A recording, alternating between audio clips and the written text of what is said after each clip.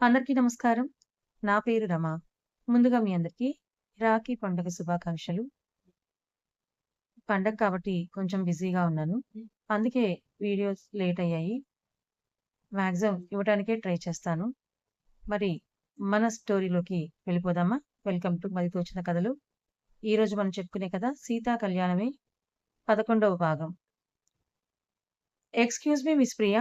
ఒకరి రూపం మీద కామెంట్లు చేసే ముందు కనీస మర్యాదలు నేర్చుకోవాలి.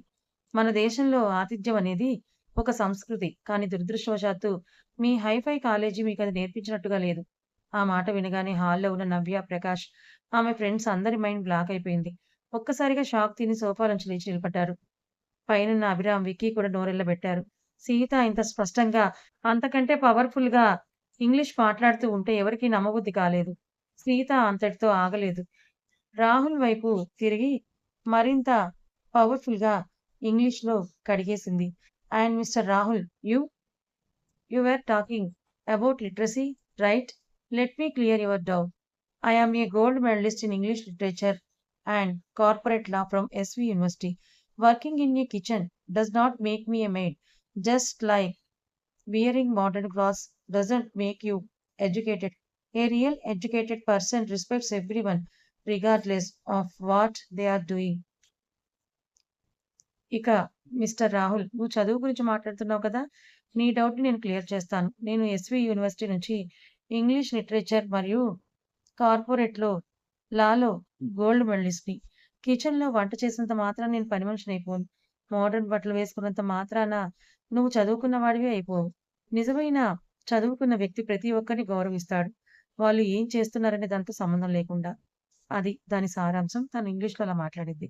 చివరగా నవ్య వైపు తిరిగి, నవ్య, నీ ఫ్రెండ్స్‌కి చదువుతో పాటు కొంచెం సంస్కారం కూడా నేర్పించు. నేను పల్లెటూరు నుంచి వచ్చాను. కానీ మీ సిటీ కల్చర్ కంటే నా ఆలోచనలు చాలా మోడర్న్‌గా ఉంటాయి. లంచ్ రెడీ అయింది. డైనింగ్ టేబుల్ దగ్గరికి రండి అంది అంతే గంభీరంగా. చాలా కూల్‌గా. నవ్య ఫ్రెండ్స్ మొఖాలు అట్టగట్టుకుపోయాయి. ప్రియా, రాహుల్లకైతే అగౌరవంతో తలలు ఎక్కడ పెట్టుకోవాలో కూడా తెలియడం లేదు. సారీ నవ్య. మీ వదిన ఇంత చదువుకున్న ఆవిడని మాకు తెలీదు. వీఆర్ రియల్లీ సారీ అని నవ్యకు చెప్పి సీత వైపు చూడ్డానికి కూడా భయపడి తలలు దించుకున్నారు. ప్రకాష్ ముఖం పూర్తిగా నల్లగా అయిపోయింది. అమ్మో! ఈ పిల్ల సాదాసీదది కాదురా బాబోయ్! ఇంగ్లీష్‌లో ఇరగదీసేస్తోంది. దీంతో పెట్టుకుంటే నా ప్లాన్స్ అన్నీ రివర్స్ అవుతాయని భయపడ్డాడు. పైన గదిలో ఉన్న విక్కీ చప్పట్లు కొడుతూ, చూసావా అభి? నీ భార్య రేంజ్ ఏంటో చూసావా? కాలేజీ పిల్లల నోళ్ళు ఎలా మూయించేసిందో! గోల్డ్ మెడలిస్ట్ రా మా సీతమ్మ అన్నాడు గర్వంగా. అభిరామ్ కళ్ళల్లో కూడా ఒక తెలియని గర్వం, ఆనందం కనిపించాయి. సీత, నువ్వు నిజంగా అద్భుతానివి. నీలాంటి అమ్మాయి నా పక్కనుంటే నా జీవితం ఎంత వెలిగిపోయేదో. కానీ నా దురదృష్టం, నా వయసు భ్రమ నిన్ను నా నుంచి దూరం చేస్తోందని లోపల అనుకుంటూ కళ్ళల్లో నీళ్లను తుడుచుకున్నాడు. సీత అందరి నోళ్లు మూయించి గంభీరంగా కిచెన్ వైపే నడుస్తుంది. నిన్నటి ఇంగ్లీష్ బాణాల యుద్ధం తర్వాత ఇల్లంతా ఒక వింత నిశ్శబ్దం అలుముకుంది. నవ్య ఫ్రెండ్స్ ముందు సీత చూపించిన మేధస్సుకు ఇంట్లో అందరికీ ఆమెపై రెట్టింపు గౌరవం అయింది. కానీ మన హీరో అభిరామ్ మాత్రం తన మనసు ఎక్కడ కరిగిపోతుందోనని ఈ రోజు ఉదయాన్నే మరింత కఠినమైన ముసుగు వేసుకొని బెడ్రూమ్‌లో ల్యాప్‌టాప్ ముందు కూర్చున్నాడు. కానీ సీత ఊరుకుంటుందా? ఉదయం 8 గంటలవుతోంది. అభిరామ్ సీరియస్‌గా మెయిల్స్ చూస్తుంటే గదిలోకి గజ్జెల గలగల శబ్దంతో ఎంట్రీ ఇచ్చింది సీత. చేతిలో వేడివేడి కాఫీ కప్పుంది. ఈ రోజు ఆమె ముఖంలో నిన్నటి గంభీరత్వం లేదు. దానికి బదులుగా ఒక అల్లరి చిలిపి నవ్వు ఉన్నాయి. కాఫీ కప్పు టేబుల్ మీద పెట్టి కావాలనే అభిరామ్ ల్యాప్‌టాప్ స్క్రీన్‌కి అడ్డంగా నిలబడింది. అభిరామ్ కనుబొమ్మలు ముడిచి సీరియస్‌గా చూస్తూ, సీత, అడ్డంగా నిలబడకు, నాకు వర్కుంది. పక్కకి జరుగు అన్నాడు కరుకుగా. సీత 2 చేతులు నడుముపై పెట్టుకొని మూతి తిప్పుతూ, అస్సలు పక్కకు జరగను. ముందు కాఫీ తాగండి. ఆ తర్వాతే మీ కంప్యూటర్ పనులు అంది పల్లెటూరి పంతంతో. నాకిప్పుడు కాఫీ తాగాలని లేదు. నువ్వెళ్ళిక్కడి నుంచి అన్నాడు అభిరామ్ ముఖం తిప్పుకుంటూ. ఓహో! తాగరా? సరే అయితే నేను తాగిపిస్తానంటూ సీత కాఫీ కప్ తీసుకొని స్పూన్‌తో కొద్దిగా కాఫీ తీసి ఊదుతూ అతని పెదవుల దగ్గరకు తీసుకొని వెళ్ళింది. అభిరామ్ కంగారు పడిపోతూ వీల్ చైర్‌ని వెనక్కి లాగాలని చూశాడు. కానీ సీత చాలా చాకచక్యంగా వీల్ చైర్ వీల్స్‌ని లాక్ చేసేసింది. ఏంటి సీత ఈ అల్లరి? నేను నీకంటే 12 ఏళ్లు పెద్దవాడిని. కొంచెమైనా మర్యాదుందా నీకు? అన్నాడు అభిరామ్ తన వయసు టాపిక్‌ని మళ్ళీ గుర్తు చేస్తూ. సీత కళ్ళు తిప్పుతూ, పెద్దవారైతే ఏంటట? భార్య కంటే భర్త పెద్దగా ఉండటం మన పురాణాల్లోనే ఉంది. అయినా మీరు ముసలాళ్ళేం అయిపోలేదు. ఇంకా 30లోనే ఉన్నారు. మీ వయసు ముసుగు పక్కన పెట్టి నోరు తెరిచి కాఫీ తాగండి. లేకపోతే ఈ స్పూన్ మీ ముక్కులో పెట్టేస్తాను అంది కళ్ళు పెద్దవి చేసి బెదిరిస్తున్నట్లుగా నటిస్తూ. అభిరామ్ మనసులో నవ్వొచ్చేసింది.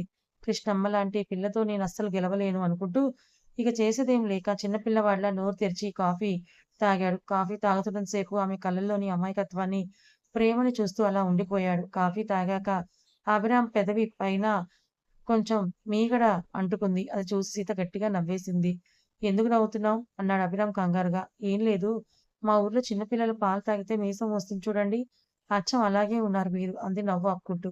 అభిరామ్ కంగారుగా తుడుచుకోబోతుంటే సీత వెంటనే తన కొంగు తీసి మెల్లిగా అతని దగ్గరకు వంగి ఆ మీగడను చాలా సున్నితంగా తుడిచింది. ఆ క్షణంలో ఇద్దరి ముఖాల మధ్య దూరం కేవలం అంగుళం మాత్రమే ఉంది. అభిరామ్ గుండె వేగంగా కొట్టుకోవడం మొదలైంది. ఆమె శ్వాస అతని ముఖానికి తగులుతోంది. సీత కళ్ళల్లో ఒక క్షణం తెలియని సిగ్గు, అలజడి కనిపించాయి. ఇద్దరూ అలా ఒకరి కళ్ళల్లోకి ఒకరు చూస్తూ మునిగిపోయారు. సరిగ్గా అప్పుడే తలుపు సగం తెరిచి ఉన్న గదిలోకి విక్కీ రాబోయి ఈ సీన్ చూసి టక్కున ఆగిపోయాడు. గొంతు సవరించుకుంటూ "నేను రావచ్చునా? లేక కాసేపు ఆగి రావాలా బాస్" అన్నాడు కళ్ళు తిప్పుతూ చిలిపిగా. సీత ఒక్కసారిగా వెనక్కి జరిగి సిగ్గుతో ముఖం దాచుకుంటూ ఖాళీ కప్పు తీసుకొని గదిలో నుంచి పరుగు తీసింది. విక్కీ నవ్వుకుంటూ లోపలికొచ్చి "ఏంట్రా అభి, పైకి అంత కఠినంగా నటిస్తావు, లోపలేమో భార్యతో రొమాన్స్ బాగానే నడుస్తోంది" అన్నాడు ఆట పట్టిస్తూ. అభిరామ్ ముఖం ఎర్రగా అయిపోయి "రేయ్ విక్కీ, సోది ఆపరా. తనే కావాలని అల్లరి చేస్తోంది. నా మనసు మారదు. నేను తనని ఎలాగైనా ఊరికి పంపించేయాలి" అన్నాడు కవర్ చేసుకోవడానికి. "నువ్వు పంపుతావులేరా. నీ మొహం చూస్తేనే తెలిసిపోతుంది ఆ పిల్ల ప్రేమలో నువ్వు ఎంతలా కరిగిపోతున్నావో" అన్నాడు విక్కీ నవ్వుతూ. మధ్యాహ్నం 1 అవుతుంది. అభిరామ్ ఆకలితో రూమ్‌లో వెయిట్ చేస్తున్నాడు. ఈ రోజు కింద వంట మనిషి లీవ్ పెట్టడంతో సీత భోజనం తీసుకొని పైకొచ్చింది. ప్లేట్ ఓపెన్ చేయగానే అందులో అన్నం, కూరలు కాకుండా పల్లెటూర్లలో స్పెషల్‌గా చేసుకునే పిండి వంటలు ఉన్నాయి. అభిరామ్ ఆశ్చర్యంగా "ఏంటి సీత, మధ్యాహ్నం పూట ఇవేంటి?" అన్నాడు. "ఇవి మా ఊరి అమృతం అభిరామ్ గారు. ఆరోగ్యం క్షీణించినప్పుడు ఈ ఆవిరి కుడుములు తింటే ఒంట్లోకి పగటిపూట కూడా సూర్యుడిలాంటి శక్తొస్తుంది. నోరు మూసుకొని తినండి" అంది. "నాకొద్దు. ఇవి స్వీట్స్‌లా ఉన్నాయి. నాకు షుగర్ పెరుగుతుందన్నాడు కావాలని వంకపెడుతూ. "ఇందులో బెల్లం వాడలేదు. కేవలం తాటి బెల్లమే వాడాను. అసలు షుగర్ పెరగదు. అయినా నేనింత కష్టపడి వండితే వంకలు పెడతారా?" అంటూ సీత ఒక ముక్క తీసి అతని నోటికి అందించింది. అభిరామ్ దాన్ని తిని ఆ టేస్ట్‌కి ఫిదా అయిపోయాడు. "బావుందా?" అంది సీత గడ్డం కింద చేయి పెట్టుకొని నొక్కుతూ. "హుహు. బాలేదు. అస్సలు బాలేదన్నాడు అభిరామ్ కావాలని ముఖం అడ్డంగా పెడుతూ.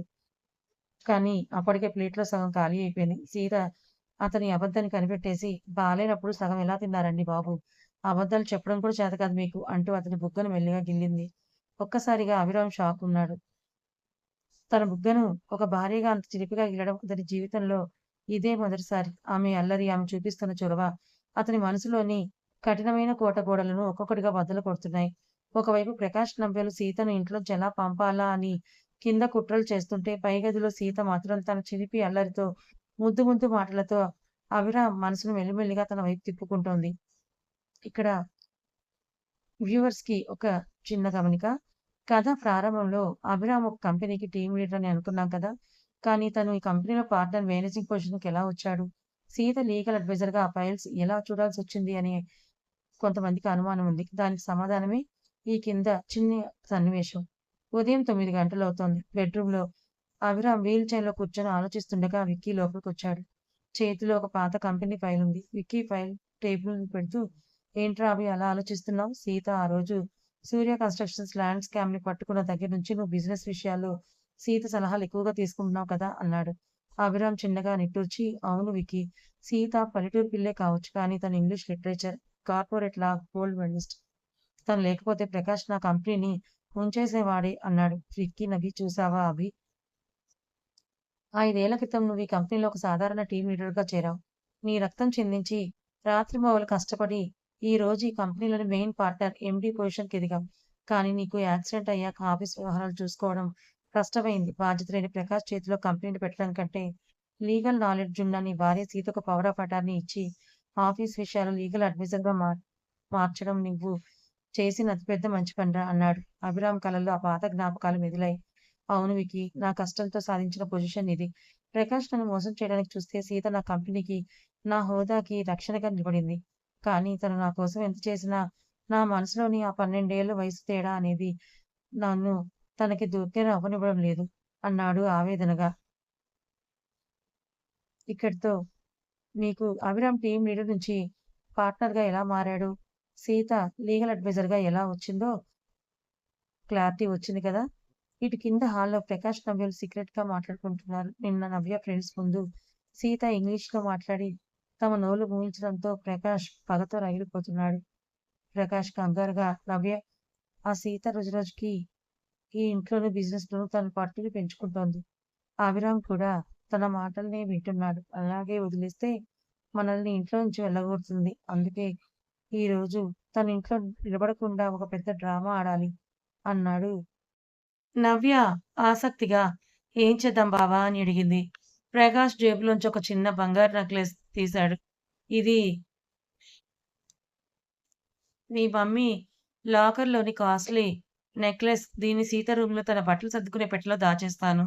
ఆ తర్వాత నెక్లెస్ కనిపించడం లేదని రచ్చ చేద్దాం.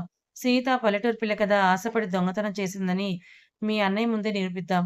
దొంగతనం నింద పడితే అభిరామ్ తనని క్షణంలో ఇంట్లో నుంచి తోసేస్తాడు అని అన్నాడు దెయ్యపు నవ్వు నవ్వుతూ. నవ్య కాస్త కంగారుపడి, బావా వదిన నిజంగా దొంగతనం చేస్తుందా? అన్నయ్యకి తెలిస్తే చాలా కోపం వస్తుంది అని అంది. అది దొంగతనం చేయదు నవ్య. కానీ మనం చేసిందని నమ్మించాలి. అప్పుడే మన దారి క్లియర్ అవుతుందని చెప్పి ప్రకాష్ మెల్లగా పైకి వెళ్లి సీత రూమ్‌లోకి దొంగతనంగా దూరి ఆ నెక్లెస్‌ను సీత పెట్టెలో దాచేశాడు. ఇటు అభిరామ్ గదిలో అభిరామ్ వీల్ చైర్‌లో కూర్చొని ల్యాప్‌టాప్‌లో వర్క్ చేసుకుంటున్నాడు. సీత గది ఊడవడానికి చీపురు పట్టుకొని లోపలికొస్తుంది. వస్తూనే కావాలని గుమ్మం దగ్గర ఒక పెద్ద తుమ్ము తుమ్మింది. అభిరామ్ తల తిప్పి చూశాడు. సీత ముక్కు ఎర్రగా అయిపోయింది. "ఏమైంది సీత?" అన్నాడు అభిరామ్. సీత కావాలని అమాయకంగా ముఖం పెట్టి, "ఏం లేదండి. మీ గదిలో దుమ్ము ఎక్కువగా ఉంది. నాకేమో దుమ్ము పడదు. అందుకే తుమ్ములొస్తున్నాయి" అంది. అభిరామ్ సీరియస్‌గా, "నేను పని మనిషిని పిలిచి ఊడిపిస్తానులే. నువ్వెళ్ళు" అన్నాడు. "వద్దు వద్దు. నేను భార్యని, పని మనిషిని కాదు. నా భర్త రూమ్‌ని నేనే శుభ్రం చేసుకుంటాను" అంటూ సీత చీపురు పట్టుకొని అభిరామ్ వీల్ చైర్ చుట్టూ ఊడవడం మొదలుపెట్టింది. కావాలని అభిరామ్ కాళ్ళ దగ్గరకొచ్చేసరికి వంగి అతని వైపే కొంటెగా చూస్తూ, "ఏవండీ అభిరామ్ గారు, ఒక చిన్న డౌట్" అంది. "ఏంటి?" అన్నాడు అభిరామ్ అనుమానంగా. "మీరు ప్రతిరోజు నన్ను చూసి అంత సీరియస్‌గా ముఖం పెడతారు కదా! మీ ముఖానికి ఏమైనా ప్లాస్టర్ వేశారా? లేక నవ్వడం మర్చిపోయారా? ఒక్కసారి నవ్వండి చూద్దాం" అంది తన 2 వేళ్లతో అభిరామ్ పెదవుల్ని పైకి జరిపించి నవ్వడానికి ప్రయత్నిస్తూ. అభిరామ్ ఒక్కసారిగా షాక్ తిన్నాడు.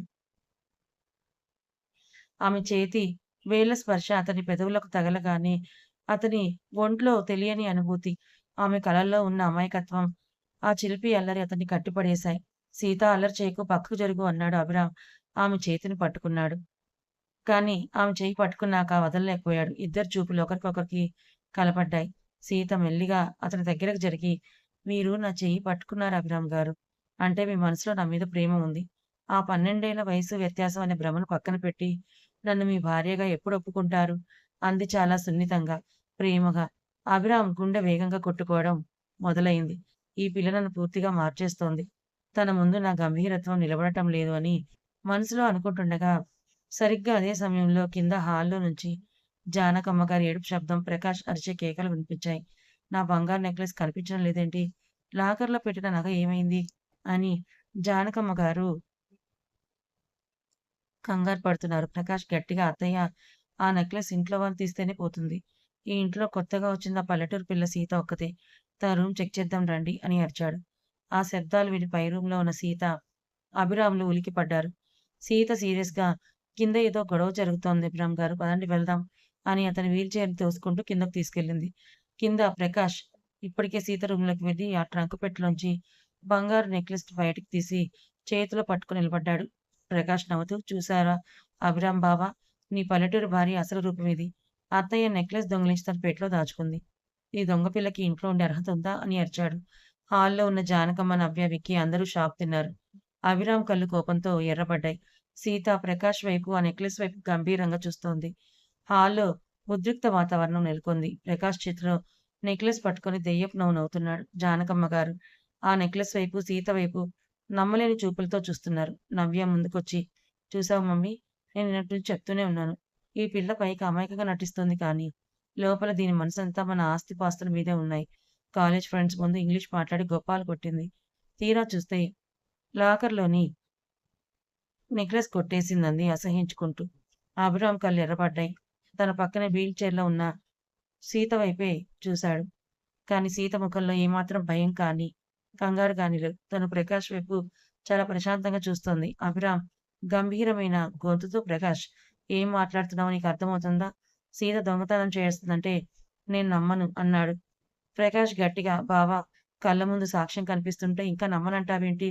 నెక్లెస్ దొరికింది తన బట్టల పెట్టెలోనే కదా! తను దొంగ కాకపోతే తన పెట్టెలోకి ఎలా వస్తుంది ఈ నెక్లెసు? ఇంట్లో అందరి ముందు అడుగుతున్నాను. సీత, నిజం చెప్పు. ఈ నెక్లెస్‌ని నువ్వే దొంగిలించావు కదా అని బెదిరిస్తూ అడిగాడు.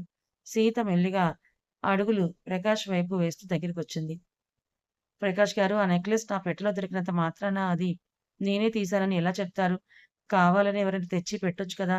అంది సీత చాలా నిలకడగా. నవ్య మధ్యలో కల్పించుకొని, వదినా, తప్పు చేసి దాన్ని కవర్ చేసుకోవడానికి వేరే వాళ్ళ మీద నిందలు వేయకు. మా ఇంట్లో నిన్ను తప్ప ఎవరిని అనుమానించాల్సిన అవసరం లేదు అంది కోపంగా. సీత నవ్య వైపు చూసి చిన్నగా నవ్వింది. నవ్య, నిందలు వేయడం ఎంత తేలికో నిజాన్ని నిరూపించడం కూడా అంత తేలికే. ఈ నెక్లెస్‌ని నేను ముట్టుకోలేదు. కానీ నెక్లెస్‌ని దొంగిలించిన ఆ రూమ్‌లో దాచిన ఆ అసలు దొంగ ఎవరో ఇప్పుడే అందరి ముందు తేలిపోతుంది అంది జానకమ్మ గారు ఆశ్చర్యంగా. అదెలా సాధ్యమమ్మా సీత అని అడిగారు. సీత అందరి వైపు చూస్తూ, అత్తయ్య, ఈ రోజు ఉదయం నేను పూజ కోసం, అలాగే అభిరామ్ గారి గాయాలకు రాసేందుకు పసుపు, ఆముదం, సున్నం కలిపి ఒక ఆయుర్వేదం ముద్ద నూరాను. ఆ ముద్ద నూరుతున్నప్పుడు అనుకోకుండా నా చేతికి పచ్చగా ఉన్న పసుపు మరకలు ఆముదం జిడ్డు అంటుకున్నాయి. అందరూ ఆసక్తిగా వింటున్నారు. సీత ప్రకాష్ వైపు తిరిగి కొనసాగించింది. పసుపు మరకలు ఆముదం జిడ్డు చేతికి అంటుకుంటే ఎంత సోపు పెట్టి కడిగినా కనీసం 2 రోజులు ఆ పసుపు రంగు, ఆ సున్నం ఘాటు వాసన గోళ్ళ సందులోంచి, అరచేతిలోంచి పోవు. నెక్లెస్ తీసిన దొంగ నేనే అయితే నా చేతులకి ఆ పసుపు రంగు ఉందో లేదో మీరే చూడండి అంటూ సీత తన 2 అరచేతులను జానకమ్మ గారి ముందుకు, అభిరామ్ ముందుకు చాపి చూపించింది. సీత చేతులు చాలా తెల్లగా శుభ్రంగా ఉన్నాయి. ఆమె గోళ్ళల్లో కానీ, అరచేతుల్లో కానీ ఎలాంటి పసుపు రంగు చారలు లేవు. అభిరామ్ వెంటనే, అవును సీత, చేతులు ఖాళీగా ఉన్నాయి. తన చేతులకు పసుపు అంటుకోలేదన్నాడు. ప్రకాష్ కంగారు పడిపోతూ, అయితే అయితే తను చేతులు బాగా కడుక్కొనుంటుంది బావా! దానికేం పెద్ద వింత అన్నాడు చెమటలు తుడుచుకుంటూ. సీత ప్రకాష్ వైపు ఒక అడుగు ముందుకు వేసి, చేతులు కడుక్కుంటే సోపు అయిపోతుందేమో కానీ ప్రకాష్ గారు, ఆముదం, సున్నం కలిపిన పసుపు రంగు పోదు. ఆ మరకలు నా చేతికి కాకుండా ఈరోజు ఉదయం నా రూమ్‌లోకి వెళ్లి నా ట్రంక్ పెట్టి తెరిచి నెక్లెస్ దాచిన వ్యక్తి చేతులకే అంటుకున్నాయంది చాలా ఘాటుగా. ఆ మాట అనగానే ప్రకాష్ గుండె ఆగినంత పనయింది. తను అనుకోకుండా ఉదయం సీత రూమ్‌లోకి వెళ్ళినప్పుడు టేబుల్ మీద ఉన్న పసుపు పాత్రను తాకాడని, ఆ తాకడంలో తన చేతులకు ఆ పసుపు అంటుకుందనే విషయం అతనికి గుర్తొచ్చింది. సీత గంభీరంగా, ప్రకాష్ గారు, మీ కుడి చేతిని జేబులోంచి బయటకు తీసి అందరికి చూపించండి చూద్దాం అంది బిగ్గరగా. హాల్‌లో ఉన్న అందరి చూపులు ప్రకాష్ కుడి చేతి మీద పడ్డాయి. ప్రకాష్ వణుకుతూ తన చెయ్యిని వెనక్కి దాచడానికి చూశాడు.